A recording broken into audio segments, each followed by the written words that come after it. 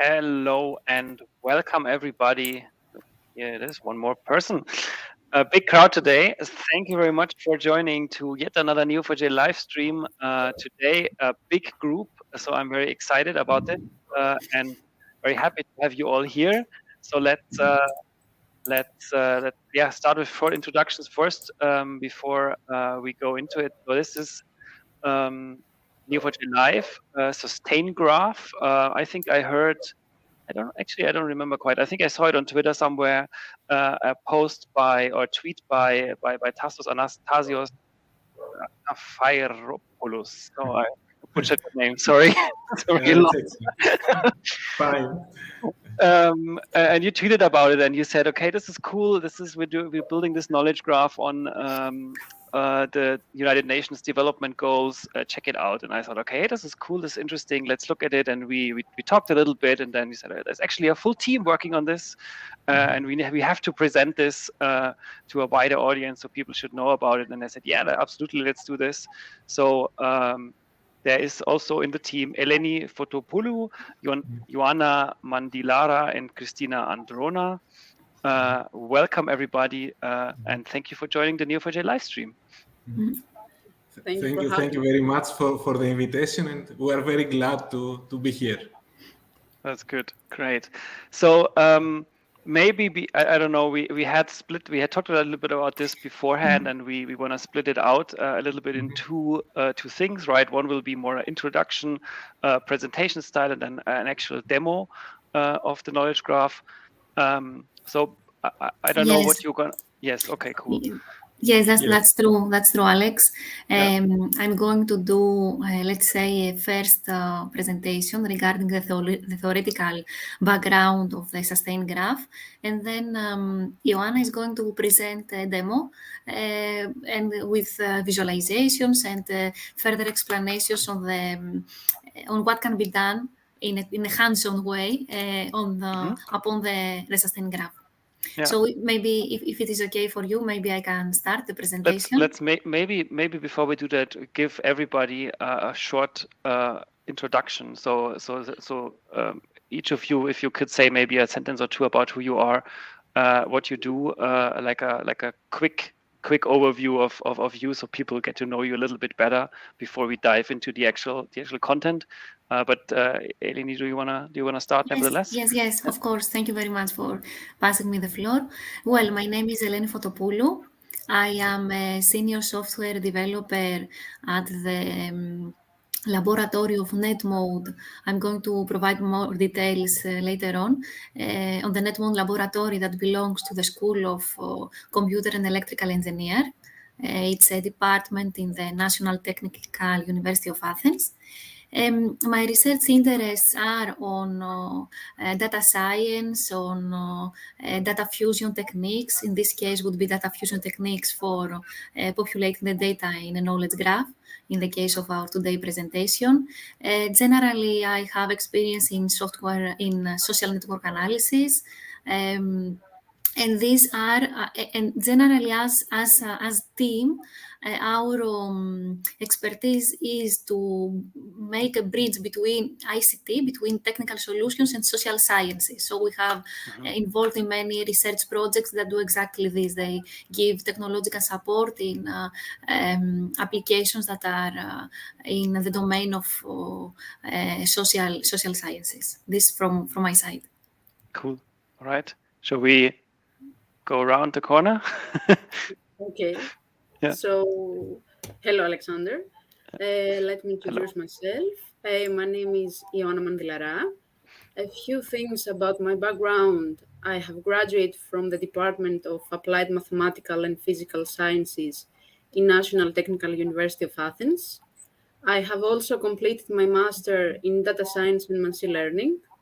And I'm really passionate about machine learning, data analytics, graph ML, NLP, and all of this. And look forward to explore new technologies and expand my knowledge on this field of study. Cool. Sounds super. Thank you. Let's continue. Tassos, you're next. Okay. Hi to Alexander and to all the people that are connected also on my side. Okay, my name is Anastasios Zafiropoulos. The short name is Tassos. I'm a postdoc researcher in the same lab, the NetMode Laboratory in the School of Electrical and Computer Engineering of the National Technical University of Athens. Okay, we are working as a team here within the framework of the ARSINOE project, that is an Horizon 2020 research project that aims to build climate-resilient regions and to promote solutions for this purpose across Europe. Okay, in my expertise, there is a lot of work related to data science and lately knowledge graph and machine learning approaches. And with all the team that you see, and under the supervision of Professor Simeon Papavasiliou, that is the director of the lab, we are very glad that we have managed to be working and we will continue to work over SustainGraph because we are able to work on issues that can tackle environmental challenges with the help of information and communication technologies, and in the specific case, by using Neo4j for developing our knowledge graph. So I will say thanks a lot for this opportunity also to present, and we will be glad having the presentation and the demo to have also some discussion with all the people so as to clarify things and also identify opportunities for further extension of our work. So many thanks. Yeah. And looking forward for the discussions. Thanks. Thank you for joining, Anastasios. And last but not least, Christina. Hello. I also graduated from the School of Electrical and Computer Engineering at the Technical University of Athens. And now I'm pursuing my PhD on the NetMode lab as all of us work there. And my topic is about knowledge graphs and algorithms and machine learning over knowledge graphs. So I joined the Arsinoe team a couple of months ago.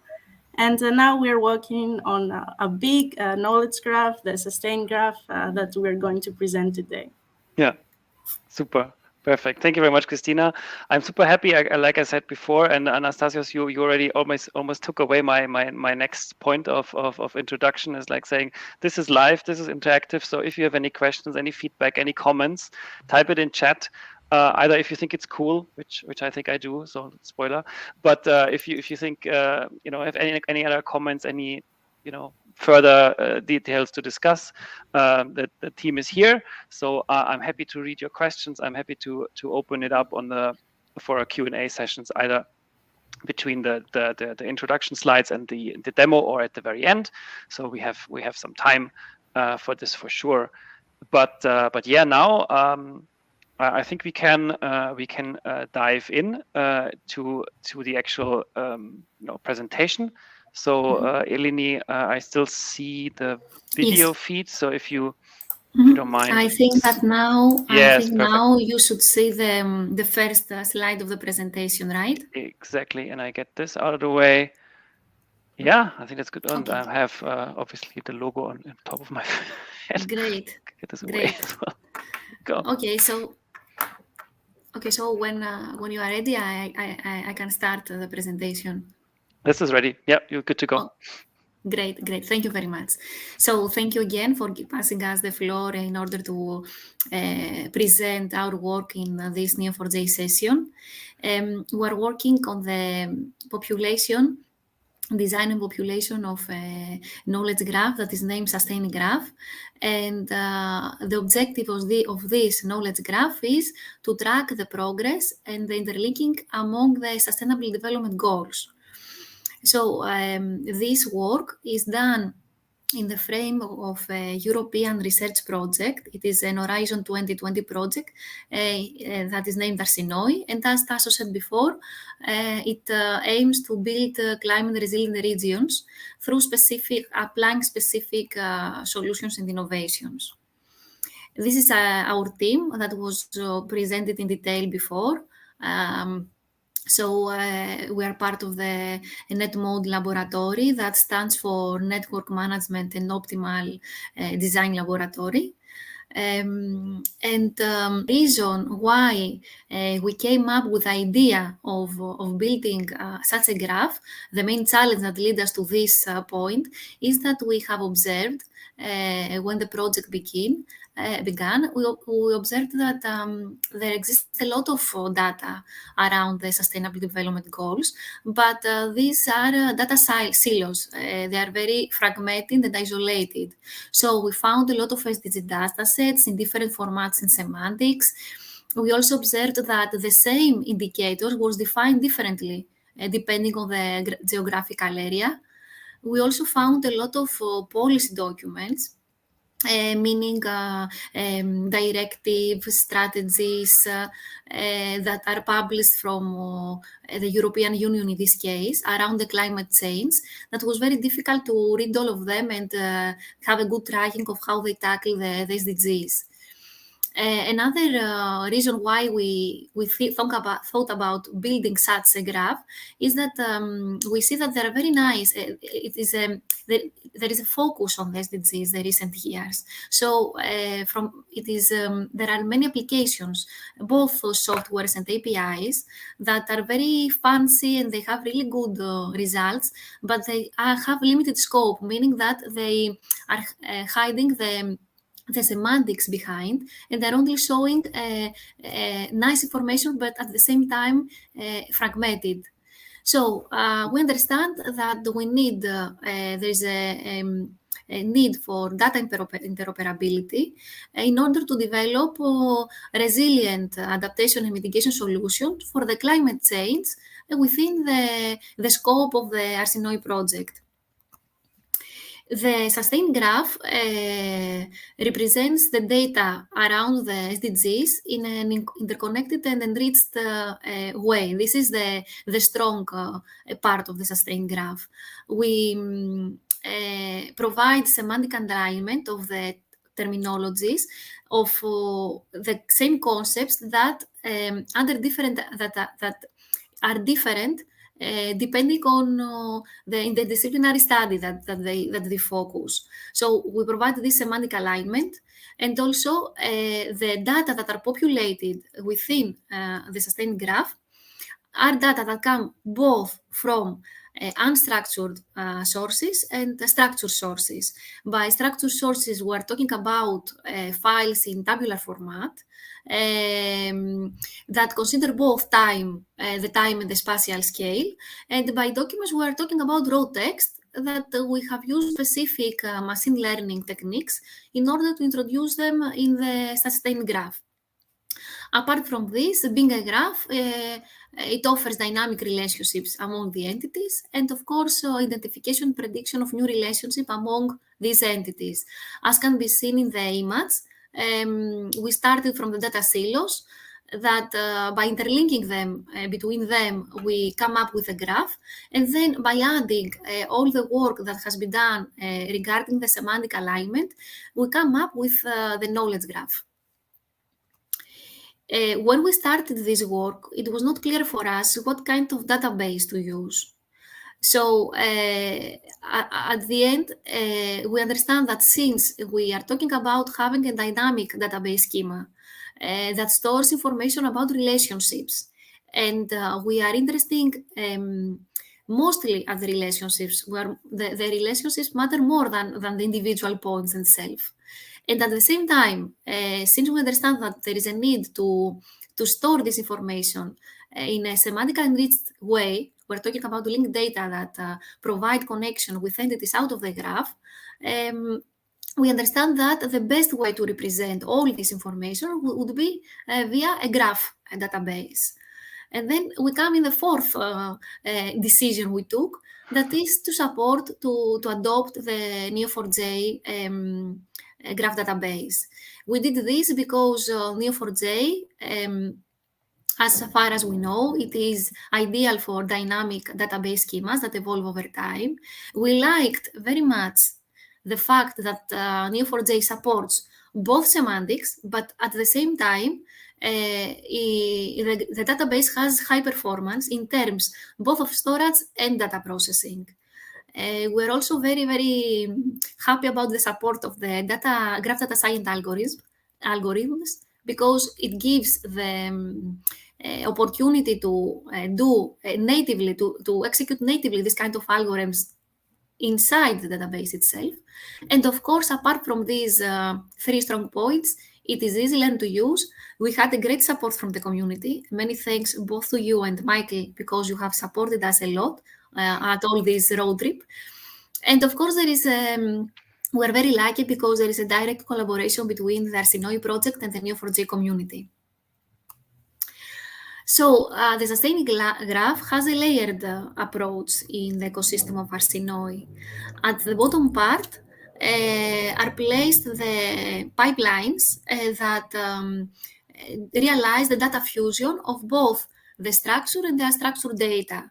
By structure, mostly we're talking about time series data, while from unstructured, we're talking about documents, and we use natural language processing techniques in order to populate this data within the knowledge graph.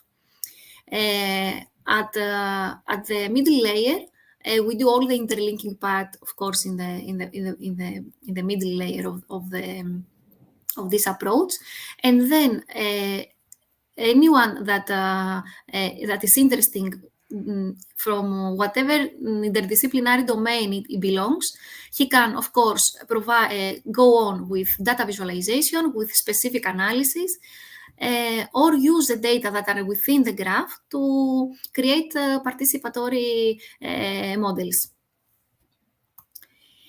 The road trip of the SustainGraph it has been realized in a sequential way. We started firstly by including the Sustainable Development Goals as are defined by the United Nations. So we used the API of the United Nations, and we introduced all the goals, the targets, the specific indicators, the times data series that are at country level, and this was our first, let's say, the SustainGraph. After doing this work, we realized that the European Union is compromised to the same Sustainable Development Goals as are defined by the United Nations, but at the same time, the European Union has defined different targets and indicators, different indicators that can succeed, that can have impact on the same targets and goals. So there is a strong association between the EU SDGs, the EU data and the UN SDG data, but at the same time they're different.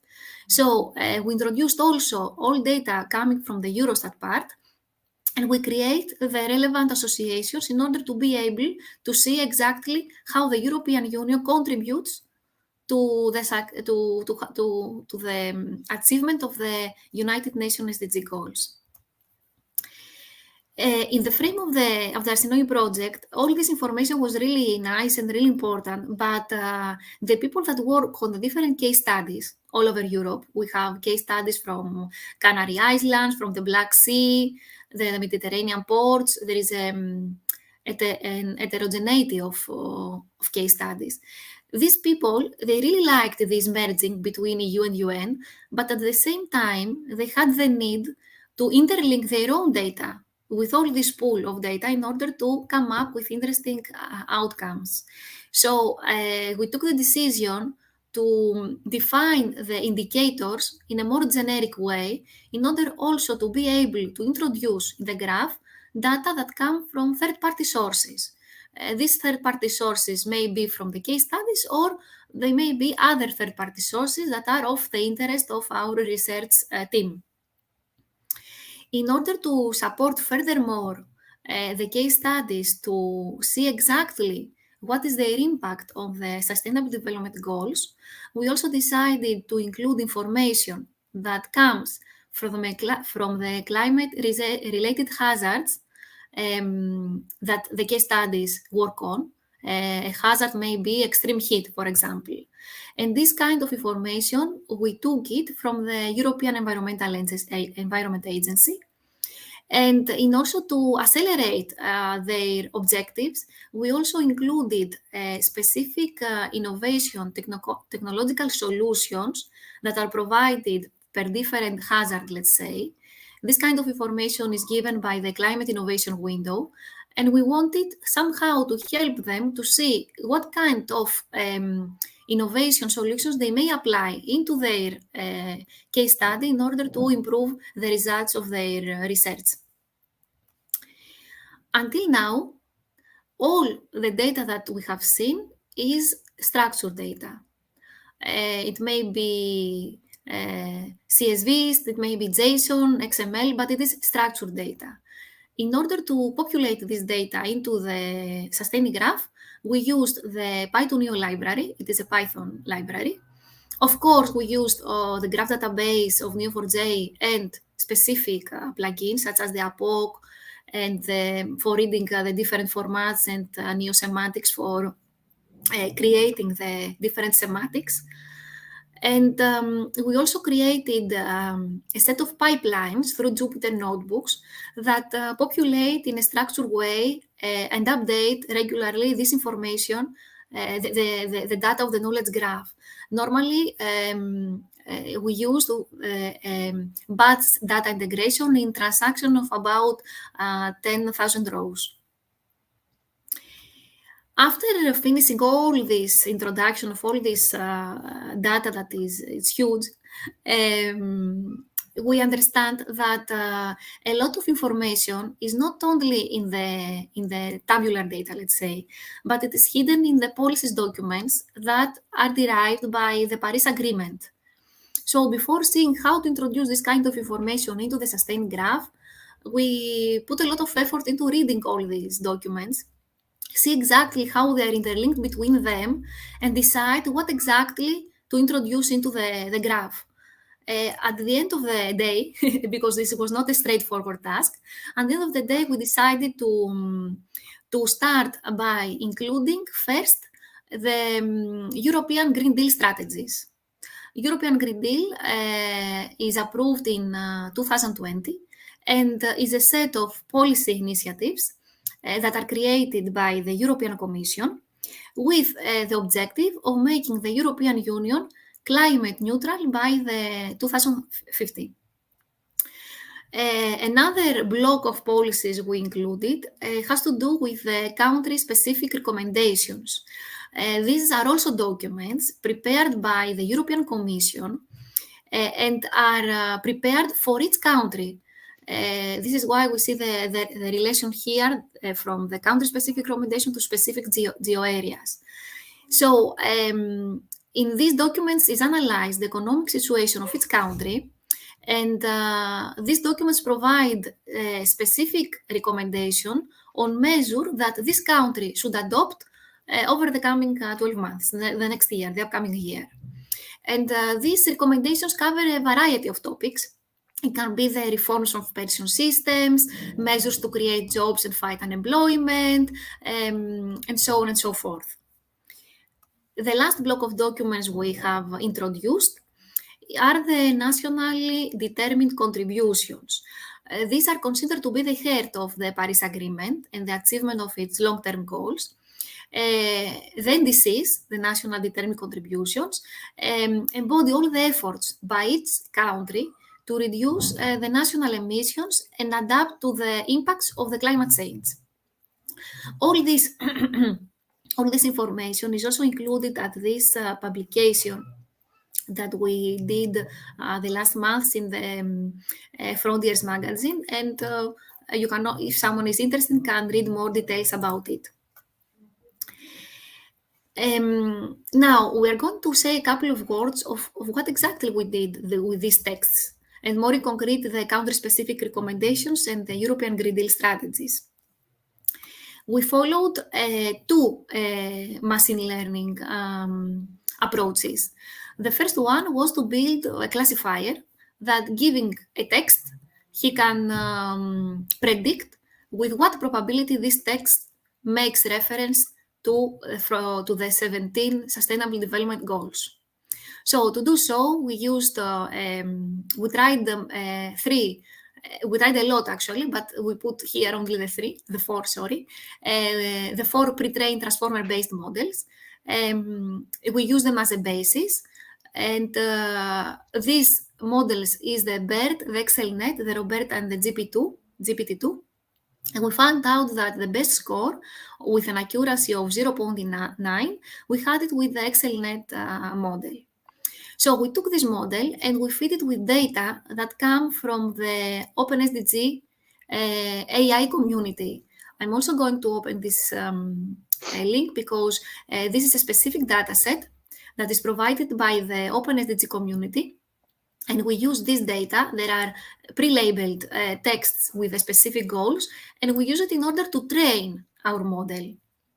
So the pipeline, in 2 words, is to take the data set, to apply some data processing, for example, tokenization or data augmentation, split it in training and validation set, fine-tune the model we tried both things, such as unfreeze all the layers or unfreeze the last layers, and then tuning the hyperparameters and get the fine-tuned model.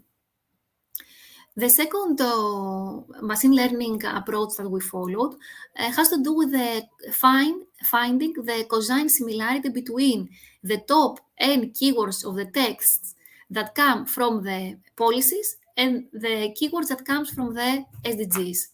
So in this case, we also proceed with data cleaning.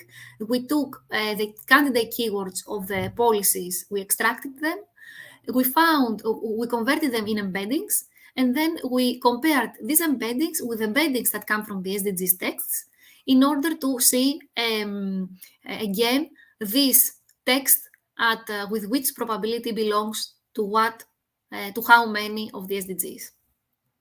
At the end, since both of the techniques give us very good examples, we decided to do a combination of the 2 methods. So we put some weights, for example, 0.7 probability for the XLNet model and 0.3 for the average cosine similarity. And the result of all this work, we decided that it would be interesting to wrap it with an open source Python library and offer it to the community. So we create, by adding the model and the keywords part, we create a Python library that is of open source, and it will be released soon at this URL, that the end user can give whatever text, and he will get as a response where this text belongs regarding the SDGs. I'm also going to open, no, I cannot open it, sorry, because it will be released soon. Okay, so this is the overall schema of the SustainGraph. At the time being, it has 5 million nodes and 10 million relations. You can find it in this GitLab repository. It is an open repository for each one who wants to proceed all the population of the data step by step. And we also created the specific ontology by using existing ontologies in order to align with the semantics, align the data with specific and well-defined semantics. I'm going to open this overall schema in the Arouse app in order to be able to do some zoom. This schema will be presented more in detail by Ioanna. I just wanted to pinpoint that, as can be seen here, we have goal, targets, indicators, series, data series metadata, and observations that are related to specific geo areas. A geo area can be both at country level or regional level. We have here an interlinking between the indicators, meaning that the EU indicators can perfectly get associated with UN indicators because basically they are measuring a similar thing. We can also see how all the NDCs, the European Green Deal, the country-specific recommendations are already interlinked with specific goals and in some cases with specific countries, in the case of the country-specific recommendation and the NDCs. And we can also see that the graph includes also case studies that try to tackle specific climate hazards, and they have access to specific innovations. I also want to, I forgot this note here, that is the EU policy target. European Union has put specific targets to be achieved by a specific year by all the countries of the European Union. So in this way, it is possible to compare how the countries, if they are in the way in achieving something, or if they have already done it, or if they are far away. So this is an interesting point introduced by the European Commission. My last slide is about the SustainGraph vision. Now we saw all the data population there, but we have a vision within the project that has 2 years more in execution. Our vision is that we would like to get data from various data sources, web crawling, open and link data, third-party APIs, so on and so forth. Apply machine learning techniques that we have already done it in order to fuse this data, and then upon it, facilitate to researchers that come from different domains to get the data from the same source, from the SustainGraph, and apply specific analytic pipelines. This could be spatial analysis, machine learning such as reinforcement learning, social network analysis, time series decomposition, or forecasting. And at the same time, we want to also feed a participatory socio-environmental system modeling, meaning that these scientists take the data that depicts environmental information, behavioral, economics, and policies. They can build upon it their own models that can be done with several techniques. Here we present 3 of them: the agent-based modeling, system dynamics modeling, and reinforcement learning modeling. So the idea is to build these models and then be able to execute different scenarios in order to see the impact of such scenarios at environmental level, at social level, and economic level. So the idea is at the end have an easy way to have impact assessment. There is also preliminary work about this at this publication that is here. I'm waiting a bit to be loaded. Yes, participatory socio-environmental system modeling over knowledge graphs. So this was from my side. Thank you very much for your attention. And if there are no questions, we can pass to the demo that is going to be presented by Ioanna. Thank you very much, Eleni. That was cool. It was interesting. We have one question from Antonis. Antonis wants to know: have you trained separately the 2 ways? I think he's talking about the language processing, or rather not the language processing, the graph algorithms. When maybe you go back to it again. Exactly here, the algorithms. Whether you trained separately and then combined them for inference, or did you co-train them? No, we train them separately, and then we combine the results with different weights. We separately trained the classifier. We separately trained let's say the code that finds the cosine similarity between the different keywords. And then in order to come up with a conclusion to what SDGs each text is assigned, we use this formula. So we give a weight of 0.5 to the probability that comes from the transformer, from the classifier, and 0.3 weight for the one that comes from the cosine similarity. Here you can also see that in the case of the SDG 17, the open SDG dataset does not provide texts that are mapped to this SDG. For that reason, our model classifies the text from the goal 1 to 16. And this is the reason why only for the SDG 17 we used the cosine similarity approach. Okay, super, thank you. And then I had a question, because you mentioned it earlier, is you one of the challenges was data modeling. Was this your biggest challenge? How would you say, or how would you say, during the concept of the SustainGraph, were there any any particularly hard things you had to overcome? I think that the most challenging thing has to do with the participatory modeling upon it. Because different scientists have to combine their knowledge. They have to combine to find and combine their data with the data that are in the pool, let's say, of the graph, and make sense of them. I mean, the semantics are really helpful. The data themselves, we have structured it in a very plain way, as you have seen in the Arouse app vision.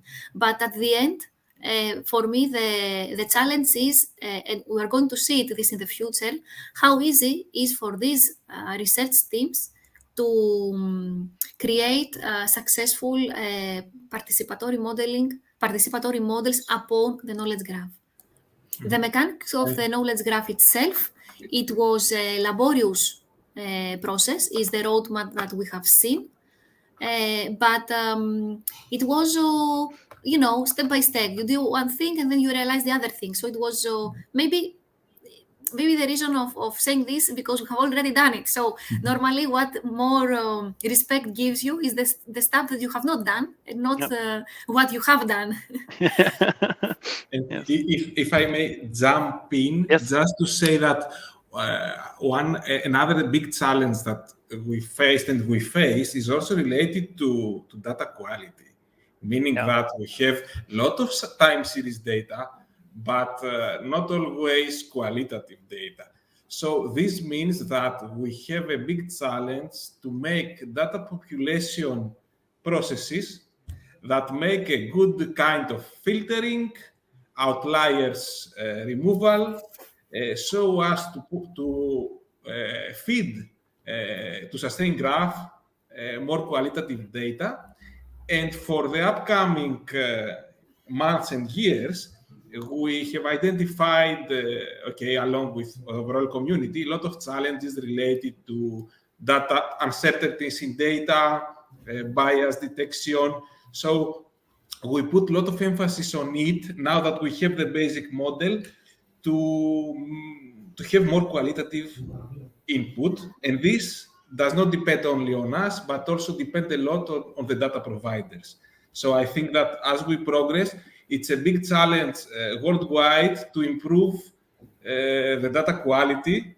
And then all the structure in the graph makes much more sense, because then you can better align this data and make them available through a unified way. Just one more challenge. Yeah, I can imagine, like what Dev Tether says on chat also, seems there are long-term challenges to retrieve even more findings. So I can imagine, especially now with your outlook, and maybe we talk about this a little bit after the demo. I think that makes probably more sense to have some more discussion. So maybe switch over to Joanna. Yes, I'm going to share my screen. Okay. Yeah. Okay. Perfect. Do you see now my screen? Yes. Here it is. Okay, perfect. So now let's explore the SustainGraph together. So the SustainGraph consists of three parts. The main part, about the goal, targets, indicator, and their policy target. The right side of the SustainGraph, about the case studies, the climate hazard, and the innovations. And the left side of the SustainGraph, about the European Green Deals or the country-specific recommendations. So now let's go to navigate through the main part of the SustainGraph, which consists of the goals, the targets, the indicators, and their policy targets. We have used Neo4j Bloom, since it is a nice and expressive data visualization tool. So here, example, we want to see, it's a bit late. The goals. So we type right here to see the Sustainable Development Goals. We click right here, Okay. And as you can see, now we have the 17 Sustainable Development Goals. And we're going to take as an example one of them. For example, Goal 8, which is about the economic growth right here. So we're going to dismiss the other nodes right here and center this node. We have also created some scene action in order to be easier to the user to quickly explore the relationship between the goals. So we're going here and we're going to choose the first scene action. Okay, right now, here we have this in actions shows us the 2 European indicators for Goal 8 with their policy targets. Let's choose the first one.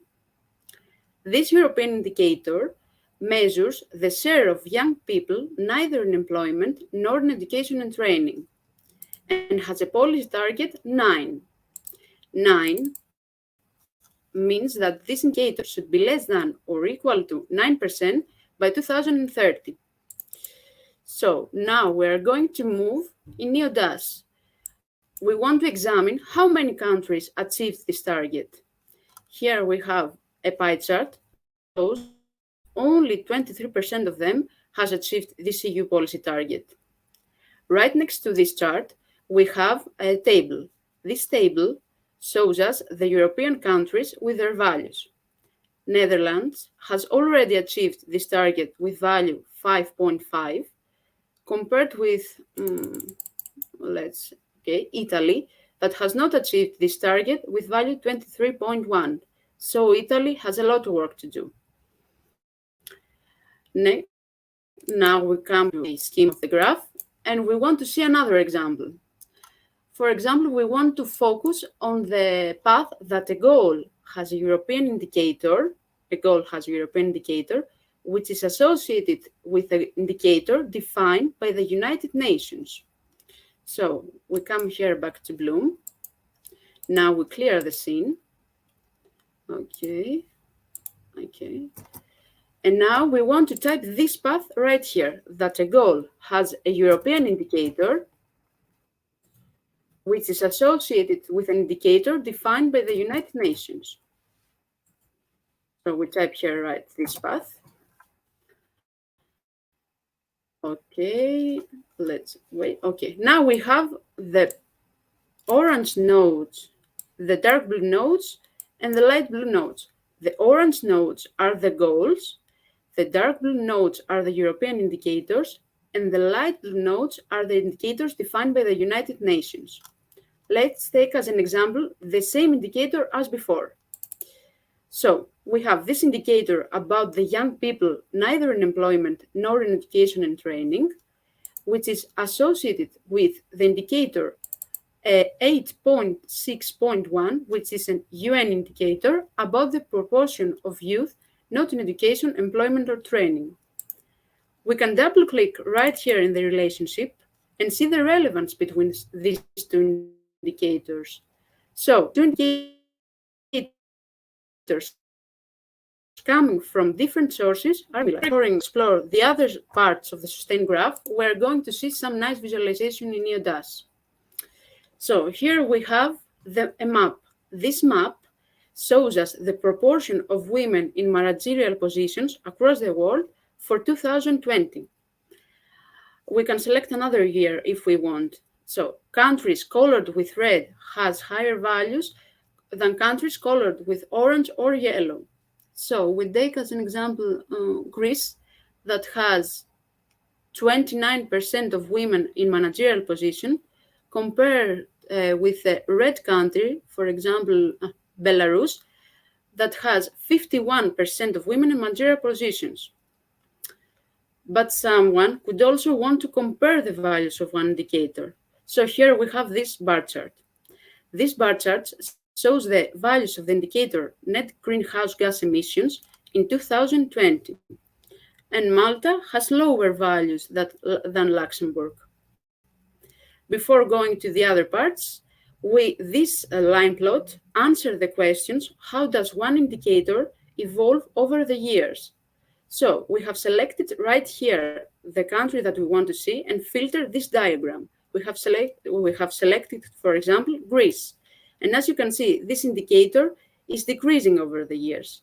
But we can choose another country if we want, for example, Germany. If we wait, yes. And now this chart is filtered and returns the values of this indicator for Germany. And as you can see, the values are increasing after 2019. Okay, so now we have already explored the main part of the SustainGraph. What about the right side?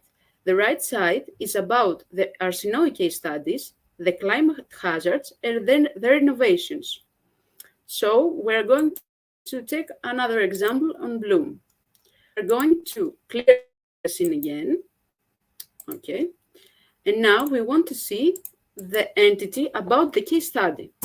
We type right here, case study, yes, and we select this one, okay. Okay, so here we have the 9 Arsinoe case studies. Or we can select the first one, which is about the greening of the Athens metropolitan area. So we again dismiss the other nodes and center this one. We have created also one scene action for this type of entity to expand the hazards and the innovations. So we're going here and select the third one. Right here, okay, we have that the Athens case study is associated with the climate hazard, extreme heat, with high weight. And 4 innovations are targeted to this climate hazard. For example, we can choose this innovation, which is the leaf skin. We can see its application domain, its description, its name, the owner of this innovation. And if we double-click right here, we'll be redirected in the homepage of the owner's website to learn that. Now it will go, but okay, I have the singular green, which is the page of the owner of this innovation. Okay, now we're going to see some examples regarding the left side of the SustainGraph about the European Green Deal strategies, the country-specific recommendation, or even the SDGs.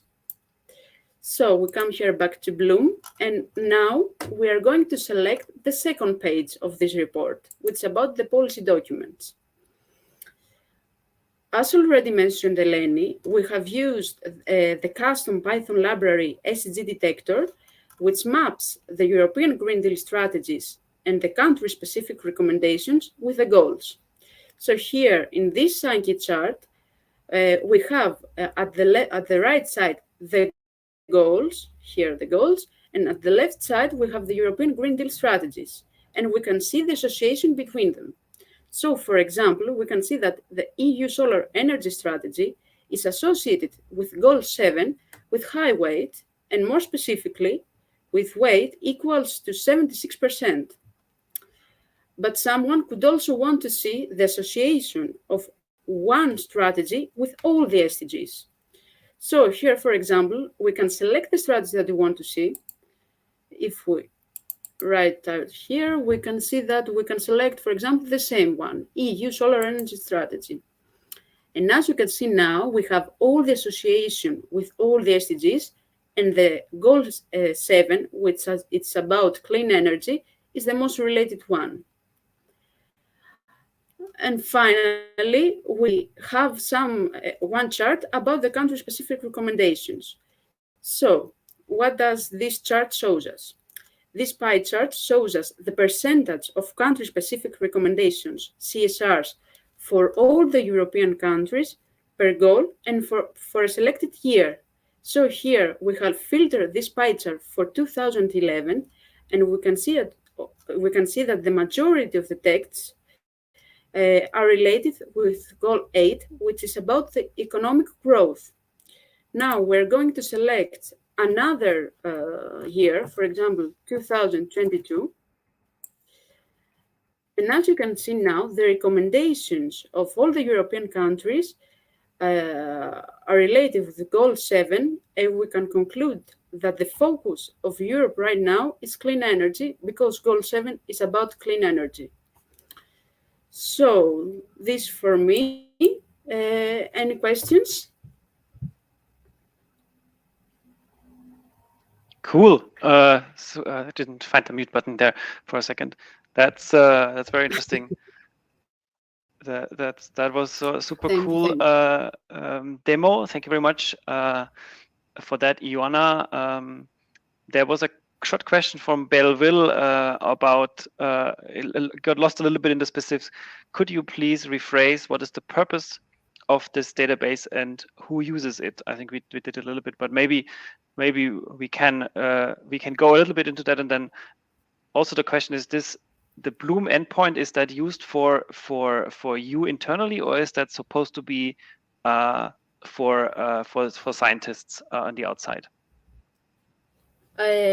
Bloom, we want to use Bloom, our team, but we want to introduce Neo4j Bloom in the Arsinoe project in order to discover more about the entities, the nodes, the SustainGraph, and to explore the data themselves. So Bloom is about our team, the Arsinoe team, and of course for data scientists, because it is based on Cypher queries. So it is an easy way to visualize data without any coding, but also with coding if someone wants. Yeah, and if I may also add here, in Arsinoe we have a set of case studies where we have environmental scientists and social scientists being also economic scientists being all together and trying to do modeling solutions for climate resilient regions. So we would like to give user-friendly interfaces to them, maybe by having prepared some scenes on Bloom where they can go and navigate in their case study and explore the information. This is the one thing. And we target also to do so also in NeoDAS, in collaboration with partners in the project, to make custom queries for them that they can maybe either play a little with some of the parameters. This is the one. Also some data science expertise. For sure, we provide much more flexibility in making their own query. So the answer is that this kind of visualizations will be provided to scientists at this point of time within the Arsinoe project. But as we progress into the future, this is an open solution, so it can be used by also other interested parties. Yeah, super cool. When I think Eleni, you mentioned this a little bit, and I guess now that now that everybody's seen it as well, maybe the question is, for the future, you wanted to make it available for other scientists, for other people to access the data, but also to sort of, I guess, build almost like a community. People can use your knowledge graph connected with their data they have, and then enrich it and find out new things where they work on. Is that a direction you're going for, or what's you know, what would you see other scientists, maybe somebody else sees this and say, hey, can people get involved? Can expect people to be able to access it somehow? Yes, Alexander, is more or less as you have said. The idea for the SustainGraph is that whatever person, independently of the domain that he works and of the familiarity, the technological familiarity that has, be able to consume the data. It is obvious that people that are not familiarized with using APIs, for example, and consuming data, they would go into predefined visualizations, such as the NeoDAS visualization that showed Ioana before. But for the ones that are familiarized with consuming data, they can do it by specific APIs that are thought to be provided, that anyone can retrieve all of this data and build their participatory modeling upon it.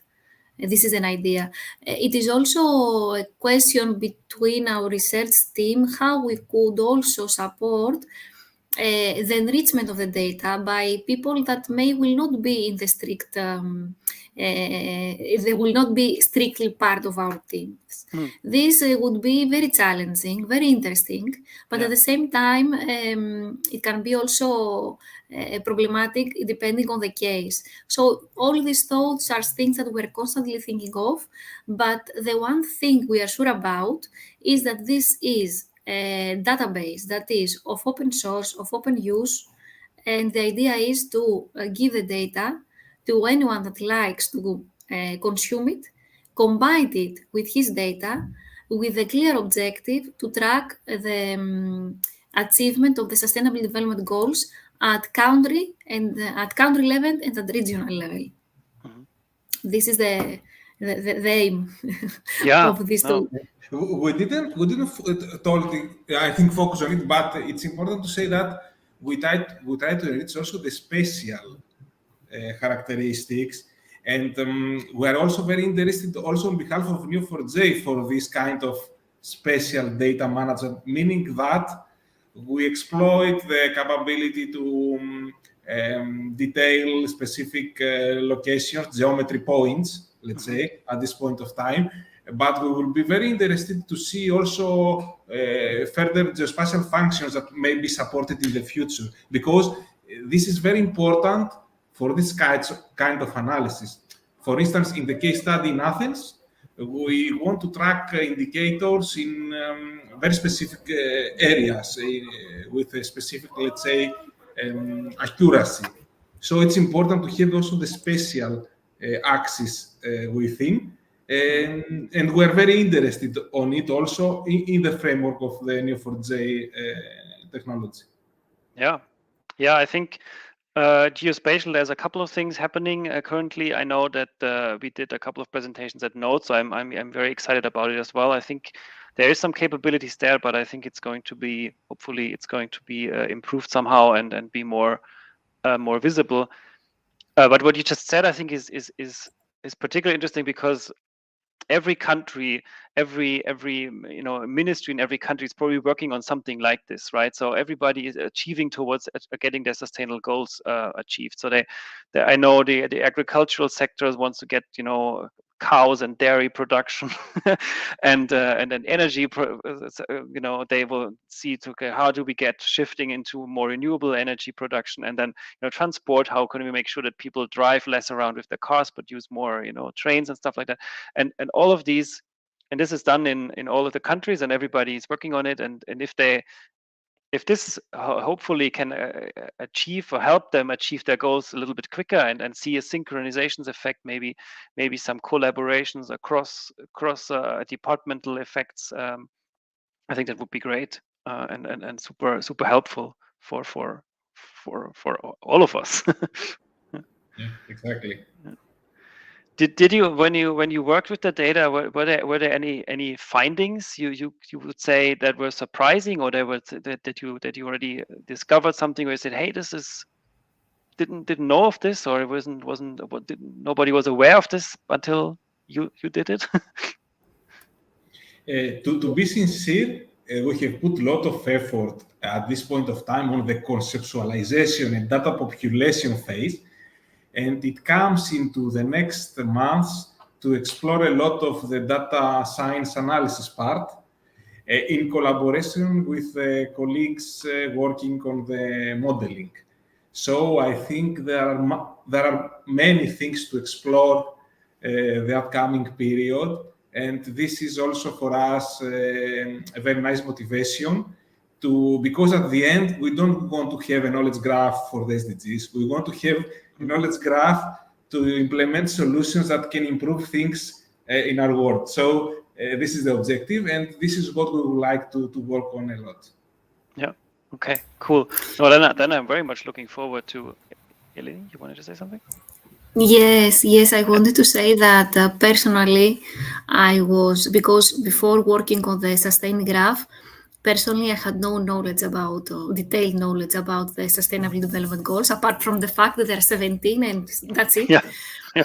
And I was shocked when I understand that the goals are the same, but then when you go down, go to the target, to the indicator, and to the data series, each one is defining in a different way how to achieve this goal. That is, it is more realistic, it is normal, but when you are waiting to find, let's say, a common sense, then it was at the same time overwhelming to see that the indicators may change depending if you are in the United Nations or the European Union, or if you are in one geographic area or in the other geographic area. And it was a complexity that until understanding it, it was really overwhelming. And the next thing I think that I was a bit also shocked has to do with the policy documents, that at the end we decided to put these three main blocks coming from the Green Deal, the CSR and the NDCs, okay, but in order to find them, to check out the format of them, to do the data mining, it was really, it was also really challenging. And the findings, I like the findings that one of the findings that I liked, it is somehow also showed by Ioana, is that by passing the year, the global interest changes in the SDGs. For example, some years ago it was the economy, and now we have problems with the economy because of many geopolitical situations that happen this time of period, and now we are all talking about energy. And this was just by doing one query. So I mean that having access in real data and with a bit of patience, you can come out with really nice conclusions. Yeah.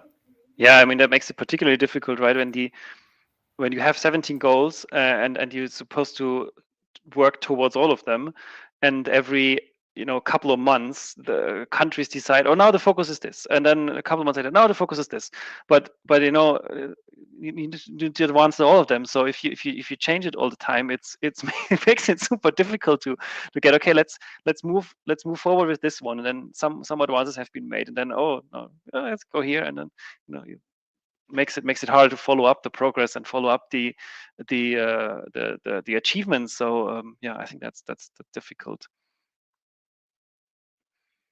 Okay, Anna, so I think you answered the question for that on chat already. So for additional data sets to be included. It is part of work to be done, let's say. We have now the infrastructure to include time series data from different indicators. So it depends on the case study on where we focus.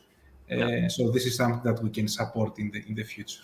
Makes sense. I guess once it is open and available, and then people can, I hope people can maybe contribute and add in their data sets, or at least connect it, your knowledge graph with their data set they have, and enrich their data sets they have, and then this brings hopefully more advantages and new findings for everybody in the sciences working towards a more sustainable world. Exactly. We need this power of the community and the power of scientists coming from different disciplines. And I think it's one of the possible ways to design solutions that can fight or mitigate partially the climate change impact. So at the end, this is the objective. Let's see where we can reach. Absolutely. All right. I think we are coming to the end. I wanted to, before we wrap up, I wanted to give you all a chance for any final words. Ioana, if you have anything to say before we close. Thank you very much for having us at first. And I am very excited that I showed a short demo of only some data regarding the SustainGraph and, for example, the indicators, some visualization, my field of studies about data science. So I liked very much to explore new things, to create new diagrams, to explore hidden relationships, correlations, and all about that.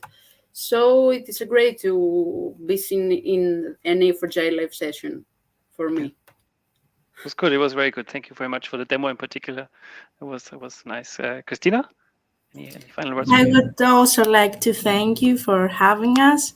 Our graph is very big with thousands of nodes and relationships, and we are hoping to make some very interesting results of it with analysis on top of it, and also help the modeling part. Thank you. Anastasios? Yeah, also very glad to be able to present this work. And okay, I would like also to say one more time, thanks also to the Neo4j community, because we have the collaboration with ARSINOE project, and this is of great help for us.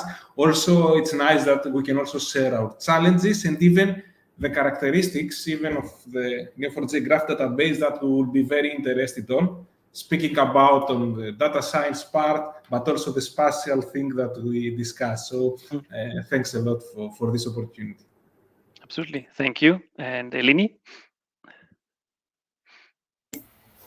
Well, I think I am covered 100% by my colleagues. So thank you again for giving us floor to express and present our work in the Neo4j session. Absolutely, my pleasure.